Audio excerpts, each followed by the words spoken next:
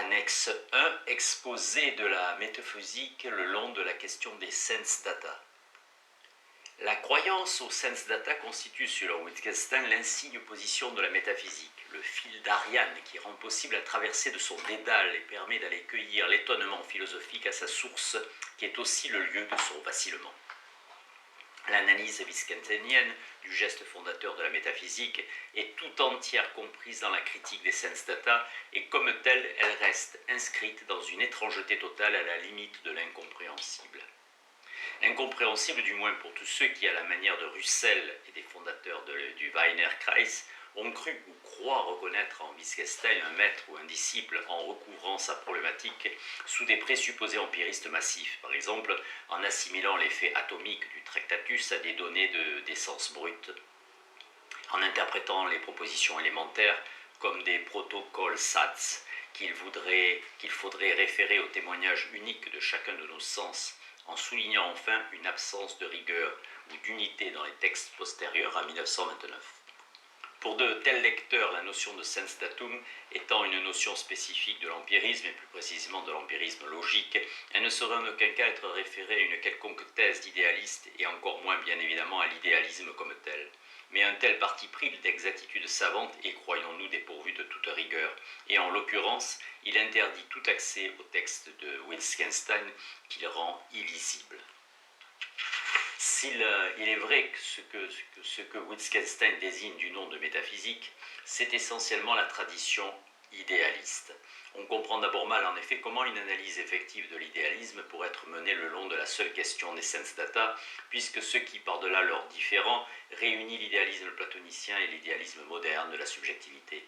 C'est justement de commencer par signaler les insuffisances de la sensibilité, pour montrer ensuite l'inanité de toute interprétation de l'homme et du monde qui fonderait leur rapport sur de simples données des sens.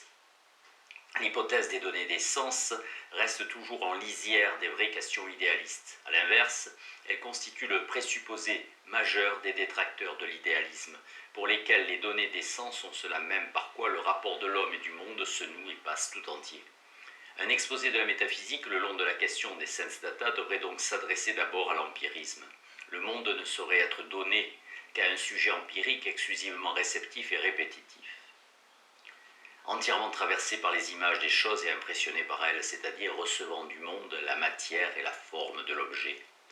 De plus, le monde comme monde donné ne saurait consister en des données des sens que pour autant que l'objet est déjà là, entièrement constitué dans la seule sensibilité, ce pourquoi chez Hume, même si les perceptions de l'esprit se divisent en deux genres distincts, l'idée n'est jamais qu'un mode d'être de l'impression.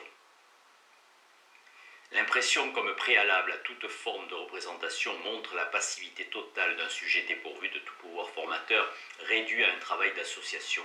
De la sorte, le pouvoir de représentation, en général, trouve son fondement dans des données des sens auxquelles il peut être ramené, dans tous les cas, dans le traité de la nature humaine de David Hume.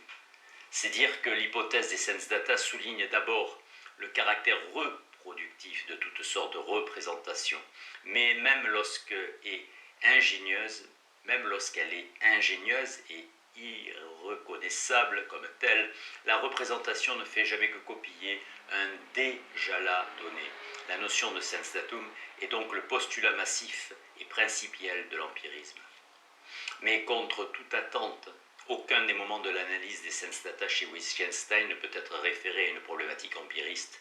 D'une part, en effet, les textes principaux qui poursuivent cette question interviennent dans le cadre d'un débat avec ce que Wittgenstein appelle solipsisme et au travers duquel il nous invite à reconnaître l'idéalisme de la subjectivité.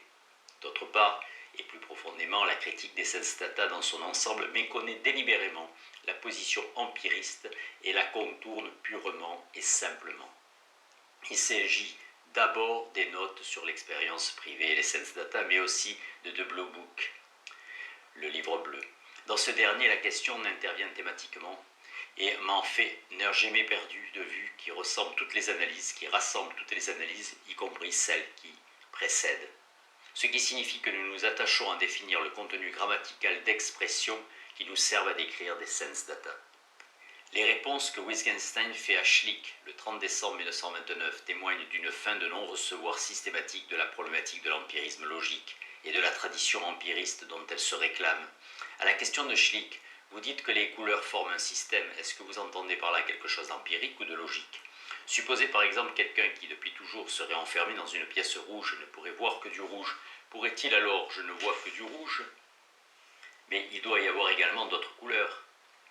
Wittgenstein répond d'abord que le fait que d'autres couleurs existent gît dans la syntaxe de l'espace a priori. Pour refuser ensuite l'explication que Schlick avait donnée de sa question, si un homme est enfermé depuis toujours dans une pièce rouge, il ne connaît principalement aucune couleur au sens qui est le nôtre. Le rouge n'est donc rien d'atomique, il n'est pas une donnée immédiate de l'expérience, il n'a de sens que comme élément différentiel dans un système de couleurs.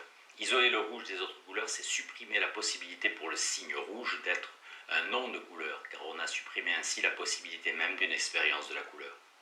L'analyse de la couleur qu'esquisse ici Wittgenstein nous indique qu'il faut rechercher les déficiences propres à l'empirisme au niveau des thèses atomistes qu'il avance. Or, il ne faut pas oublier que la question de l'atomisme est un des points majeurs sur lesquels les textes postérieurs à 1930 se séparent du Tractatus. Il s'agit de montrer qu'il a besoin de l'hypothèse des sense data. C'est bizarrement celui dont la thèse initiale est celle-ci. Tous nos sense data sont vagues, ce qui implique que le sense datum ne puisse pas être interprété de façon immédiatement réaliste. Il ne peut pas nous donner la chose comme telle, mais seulement le matériau brut dont elle est constituée, c'est-à-dire une sorte de matière encore informe.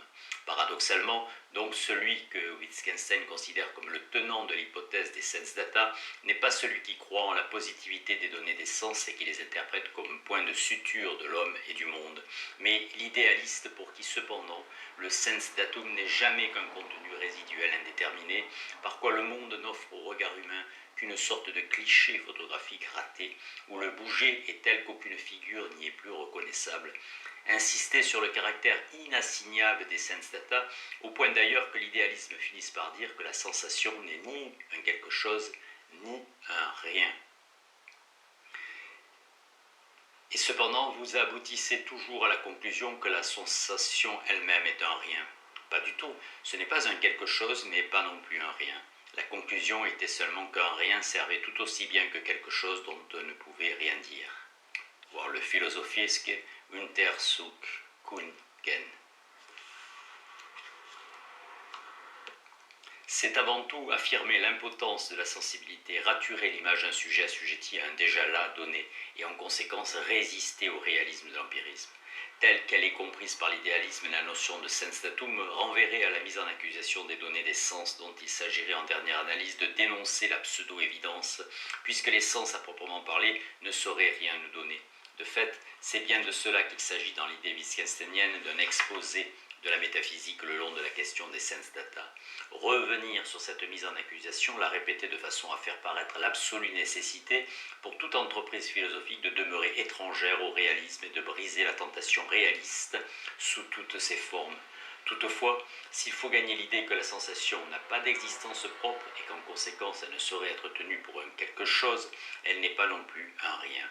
L'idéalisme d'ailleurs n'ignore pas qu'il ne suffit pas de court-circuiter l'évidence des données des sens pour se débarrasser de la question des sense data, car si les incohérences ou les insuffisances notoires de la sensation commandent une exclusion ou une suspicion à l'égard de nos sens, elles ne résolvent pas pour autant la question du sensible, mais l'ouvrent plutôt.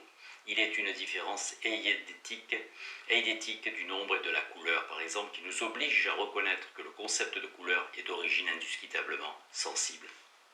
On ne peut donc pas en rester purement et simplement à la mise en accusation des données des sens, ce que l'idéalisme reconnaît. Mais il ne se désenglue pas pour autant de la critique de la sensation, n'arrive jamais à aborder la question des sense data en tant que question. Et cela parce qu'il continue de parler le langage des données, de traiter la couleur comme donnée sensible et d'affirmer de façon parfaitement énigmatique que celle-ci ne serait pas cependant une donnée des sens. C'est pourquoi il s'avère dans la perspective wittgensteinienne largement insuffisant et même dangereux de répéter la version idéaliste de la mise en accusation des sense data. Il est nécessaire de la reprendre entièrement de façon à la radicaliser en montrant sans cesse à l'idéalisme qui rate sa cible sans même s'en rendre compte, qu'il se cantonne dans une critique de la sensibilité, mais achoppe sur la question des données dont, en définitive, il se contente de reprendre l'idée à l'empiricisme, même si la travestit et la rend irreconnaissable. Qu'est-ce qui en est fait donné ? Qu'est-ce qui en est en effet donné ? Pour l'empirisme, des données des sens qui sont identiquement des données sensibles, ce qui autorise à les comprendre de façon immédiatement réaliste, comme propriété de la chose même qui s'imprimerait en nous, comme ce par quoi la chose est identifiable et reconnaissable, en un mot, comme ce par quoi elle se donne. Pour l'idéalisme, à l'inverse, sont données les données sensibles qui ne sont pas des données des sens, plus exactement, qui ne peuvent pas être immédiatement comprises comme telles, car elles ne sont que cet étrange supplément dont on finit par dire qu'il appartient à la chose même, mais qui reste néanmoins un datum. Dans la mesure où, chez Wittgenstein, la question des sense data intervient exclusivement pour instruire le process de l'idéalisme. La notion de sense datum, dans ces occurrences wittgensteiniennes, désigne donc des données sensibles, mais des données sensibles comprises de telle façon qu'on ne puisse jamais les considérer purement et simplement comme des données des sens. La sensation n'est ni un quelque chose dans la mesure où il n'y a pas de données des sens, ni un rien dans la mesure où il y a des données sensibles. Autrement dit, il s'agit pour Wittgenstein de reprendre la critique idéaliste de l'assimilation donnée des sens données sensibles, pour en faire paraître les insuffisances et montrer la nécessité d'un recommencement plus radical et plus souterrain de ce dont l'idéalisme lui-même provient. Car en se refusant à penser les données sensibles comme des données des sens, l'idéalisme, dans son geste inaugural, se propose de penser le sensible comme tel, le sensible dépouillé de ses interférences psychologiques, ce qui est un commencement wittgensteinien en ce sens qu'il travaille à l'instauration d'un sensible exonéré de tout pur sentir, et qu'il s'efforce de penser l'idéalité non comme l'autre du sensible, mais comme la forme non formelle de son apparaître. Mais on le sait, ce premier langage de l'idéalisme, qui en est un sur le paraître, se trouve presque immédiatement recouvert par un tout autre discours où il ne peut plus être effectivement question du paraître, où au contraire l'être est finalement interpellé comme inapparaissant, tandis que le paraître est réduit au statut de moindre être. Ce décalage constant du discours métaphysique par rapport à son propos initial est unique puisque jamais remis en question, laissé ininterrogé, se laisse apercevoir au travers des thèses idéalistes sur les données sensibles. Dans la détermination de son projet, l'idéalisme n'est rien d'autre qu'une tentative de penser le sensible comme tel en dehors de tout référent psychologique. Il commence donc par soupçonner que le perçu est digne d'être interrogé, qu'il est un chemin vers l'être. Mais dans la réalisation de son projet, cette question initiale est immédiatement recouverte du fait que la critique idéaliste de la sensation, pour radicale qu'elle soit, parle encore le langage substantialiste. Au bout du compte, la métaphysique ne peut convoquer le sensible que depuis la question de son non-rapport à la sensation, ce qui est encore une manière de maintenir ce rapport comme forme vide et de laisser le sensible ininterrogé. L'incapacité de l'idéalisme à poser la question du perçu comme tel, son impuissance à s'acquitter de la tâche qu'il s'était d'abord donnée, sont autant d'indices qui témoignent de ce que les données sensibles restent encore d'une certaine façon des données des sens. Simplement, ce sont des données des sens travestis, rendues plus subtiles et irreconnaissables. En effet, référée à la position fondamentale de l'idéalisme selon laquelle le monde est mon idée, la question des données sensibles se trouve confrontée à un double écueil quasiment insurmontable. 1. On voit mal comment les données sensibles pourraient être encore des qualia de la chose comme telle, lorsque le sujet devient le fondement de l'objectivité, c'est-à-dire lorsqu'il a la puissance de décider de ce que les choses sont, y compris en tant que chose sensible, puisque la res cogitans est aussi, et le aussi d'une certaine manière et de trop, une chose qui sent.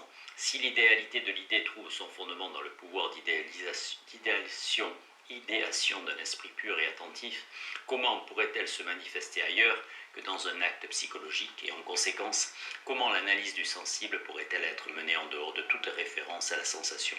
2. Et cette opacité se redouble aussitôt. Si la réalité du réel n'est contenue dans aucune figure, si l'aspect des choses loin de manifester leur être, le masque au point de le rendre irreconnaissable, si donc la pensée vraie ne participe plus d'aucune image, comment les données sensibles et ou données des sens peuvent-elles participer à la représentéité en général et donc du pouvoir de représentation ? Ainsi, la distinction de la pensée et de l'imagination devient-elle cardinale chez Descartes, témoignant d'une éclipse définitive du paraître. En un mot, qu'est-ce que l'idée lorsqu'elle est interprétée comme idée mienne peut avoir à faire avec le sensible et ou la sensation? Autant de questions qui restent en suspens dans le texte de la métaphysique. À ces deux objections, en effet, l'idéalisme ne saurait pouvoir répondre, ou plus exactement, il répond bien, mais par une fable, une interminable fable, celle de l'œil mental.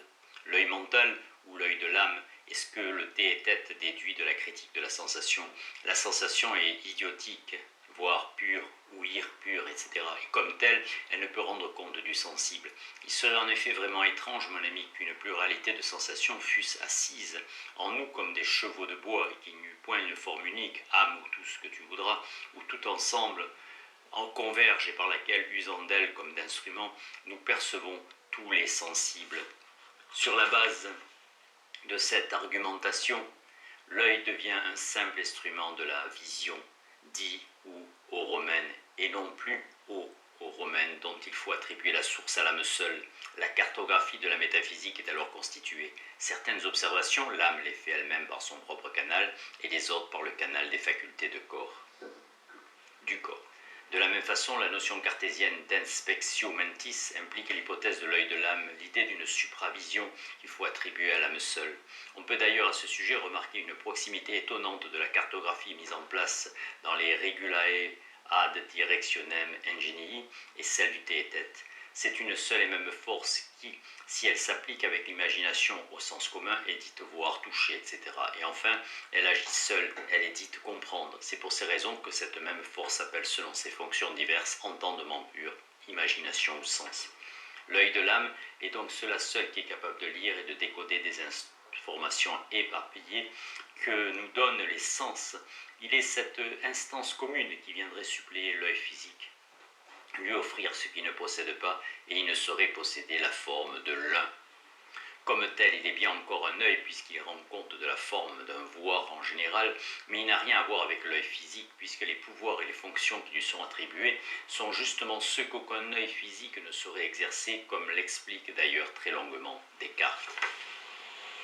L'histoire de cet œil invisible, introuvable et néanmoins omnivoyant, auquel le monde se donne dans la transparence d'une fabula mundi, dans l'analyse qu'en fait Wittgenstein, la thèse de l'œil mental apparaît comme l'énoncé principes de l'idéalisme. Princeps. Elle est en effet cela seule qui permet à l'idéalisme de débarquer en terre ferme, mais dans une terre d'utopie, où le sens d'être de l'idéalité du monde est entièrement et définitivement enfoui. L'hypothèse métaphysique de l'œil mental ménage une possibilité de raccordement entre les thèses irréconciliables que l'idéalisme avance, en ce sens qu'elle assure la plausibilité d'une solution idéaliste aux objections que l'idéalisme suscite. Mais comme le souligne également Wittgenstein, en philosophie, répondre n'est pas donner une solution. Tenir une solution pour la réponse témoigne au contraire d'une philosophie qui s'est déjà exilée de sa terre natale, d'une philosophie qui a perdu le sens des problèmes. De la sorte, l'on conçoit la possibilité d'un exposé de l'idéalisme le long de la question des sens data. Un tel exposé ne peut en effet avoir d'autre visée que de rappeler l'idéalisme à son propos initial pour mieux mesurer l'oubli catastrophique que constitue la transcription de son projet dans le langage de la métaphysique. L'intérêt de la question des sens data tient donc au fait qu'elle n'intervient dans la démarche idéaliste que métamorphosée, infiniment travestie le long de la théorie de la substantialité de la substance, inapparaissante comme question raturée à chaque étape de l'édification. Elle est néanmoins cela seule d'où se soutient l'édifice de la métaphysique. Comme telle, elle est aussi le lieu même de la possibilité d'un débat authentique avec la métaphysique, d'un débat qui soit enfin capable de dépister le réalisme foncier dont se supporte la dénégation idéaliste du réalisme prétendument vulgaire. Prendre la question des sens data comme fil conducteur d'une critique de la métaphysique revient donc à repérer inlassablement l'équivocité fondamentale du langage de la métaphysique, à quoi l'oblige l'aveuglement théorique de son discours même. Celui-ci s'aveugle en effet sur le fait premier et non pas pour lui, qu'il repose sur un certain traitement théorique des données des sens. De fait, les textes wittgensteiniens en restent à ce repérage. Ils ne poursuivent pas de façon explicite le débat jusqu'aux conclusions que nous essayons de tirer ici et qu'ils ne font qu'indiquer. Mais il ne s'agit là, croyons-nous, que d'un inachèvement si souvent souligné par Wittgenstein lui-même dans sa correspondance et dans la préface des philosophiques Untersuchungen, et non d'une limite. Au point que, lorsqu'on laisse de côté l'énoncé des principes et que l'on se situe là où ces principes travaillent, là aussi, ils tournent, courent. Il faille bien reconnaître l'entière solidarité de l'idéalisme et de l'empirisme, une solidarité qui éclate dans le fait que l'idéalisme, bien qu'il réduise les données à n'être qu'une pure matière de la sensation et ou du sensible, parle encore le langage des données. Au bout du compte, si l'anglais sense data désigne conformément à son sens littéral la notion de données des sens, le traduire par données des sens dans le texte wittgensteinien ferait contresens, car ce à quoi nous oblige la critique de l'idéalisme qui en constitue la trame, c'est à nous rendre compte que la notion de données des sens est dépourvue de signification et que de surcroît, la tentative de réinterprétation proprement idéaliste de cette notion n'a pas pouvoir d'échapper à ce non-sens. Le sens datum ne fait signe que vers cette terre déserte, sans relief et introuvable que la métaphysique s'invente comme terre ferme. On ne saurait trouver l'expression sens data dans un lexique comme mot de la langue. Elle est déjà une remarque grammaticale, c'est-à-dire une remarque qui décrit l'usage possible d'un mot dans la langue. Mais une remarque de piètre grammairien qui, au lieu de s'en tenir au point de vue descriptif et d'éclairer les conditions de l'usage signifiant de la langue, les bloque à force de vouloir formaliser celle-ci et d'occulter les différences sur le fond desquelles elle se constitue. L'expression sens datum n'est donc que cet artefact grâce auquel la métaphysique s'invente une légitimité. Comme telle, elle ne saurait fonctionner que comme indice du lieu de recueillement de l'interprétation substantialiste du monde. Pour ces raisons fondamentales, le débat avec l'idéalisme que poursuivent les notes for Lecture on Private Experience and Sense Data et The Blue Book n'est rien d'autre de l'aveu de Wittgenstein lui-même qu'une tentative d'analyser la grammaire des phrases qui décrivent des sense data. Pour ces mêmes raisons, l'analyse wittgensteinienne souligne avant tout le caractère dangereux, parce que foncièrement équivoque, d'une description du perçu en termes de sens datum. Dès que l'on parle le langage des sens data, on quitte fatalement la perspective véritablement descriptive, on finit par parler le langage de la métaphysique. On parle depuis le dualisme de la forme et de la matière, de l'âme et du corps, etc. Car l'idée qui a présidé à l'introduction de cette expression, sens datum, était celle-ci. Modeler les expressions relatives à l'apparaître sur celles relatives à la réalité. Lieu de l'assimilation inaperçue de l'apparaître et de la réalité, l'expression sens datum prête à confusion parce qu'elle implique une interprétation du sensible à partir de la question de son non-rapport à la sensation, et plus encore parce qu'elle contient une formulation de la question du perçu en termes de données, c'est-à-dire n'aborde plus le perçu qu'en termes substantialistes. Substantialisme dont le principe même est l'hypostase du voir et du feeling en général, dont la métaphysique fait le lieu du dévoilement de l'essence ou nature des choses. C'est un peu, semble-t-il, comme s'il était non pas faux, mais dépourvu de sens, de dire « je ressens ces douleurs » et qu'il en fut ainsi par suite de la nature de la douleur de la personne, etc. Bref, comme si cet énoncé était au bout du compte un énoncé sur la nature des choses. Abstraction ultime qui finit par méconnaître la spécificité du perçu de la façon la plus scandaleuse qui soit, puisqu'elle était cela même qu'on se proposait d'interroger. Curieux, ustéron, protéron, où le modèle devient copie truquée, inéluctablement et définitivement falsifiée, par cette introjection du langage de la substance au niveau de l'analyse du perçu. Le perçu devient ce dont on croit toujours parler, le lieu même de l'obsession métaphysique pour laquelle tout problème se ramène de jure à une question de vision et de supravision. Et cependant, il reste que ce qui n'est jamais abordé en tant que tel, étant toujours au préalable subrepticement remodelé. Et selon Wittgenstein, toutes les propositions métaphysiques témoignent de cette situation, ce pourquoi elles peuvent tout identiquement être dites dépourvues de signification. Meaningless. dépourvu de signification et non pas seulement nonsensical, vide de signification. Pour Wittgenstein, en effet, la confusion métaphysique est principielle. Elle ne concerne pas seulement la vérité et ou fausseté des énoncés, et une proposition doit être dépourvue de signification dès qu'elle laisse dans l'indétermination ou dans l'équivocité de ce dont elle parle, c'est-à-dire dans la mesure où elle ne s'interroge pas sur les règles grammaticales qui président au langage qui est le sien propre. Or, comme nous venons de le montrer, l'équivocité du traitement métaphysique de la question des sens data supprime la possibilité même d'un tel type de questionnement, discours sur le phénoménon, qui est en fait un discours sur l'apparence, reflet de réalité. La métaphysique est toujours incapable de penser les règles grammaticales qui commandent son propos. La méprise grammaticale, qui n'est jamais aux yeux de Wittgenstein seulement syntaxique, qui est avant tout régionale et donc topographique, est ainsi l'unique source du meaningless. Plus exactement, est dépourvu de signification tout discours qui commence par une approche purement formaliste des questions grammaticales, qui les stratifie et finit par les transformer en questions substantielles qui semblent requérir un traitement hors langage. L'échec de la métaphysique se tient là, dans le décalage constant et catastrophique de toutes les propositions métaphysiques par rapport à elles-mêmes, dans le divorce de l'énonciation et de l'énoncé, du vouloir dire et de l'effectivement dit. Et cet échec est entièrement imputable au fait que la métaphysique prétend mener son analyse du perçu sur le fondement du seul langage qu'elle reconnaît, le langage catégorial de la substance ou du perçu comme tel. Il ne saurait être question. Ou du perçu comme tel, il ne saurait être question. Elisabeth Riegel.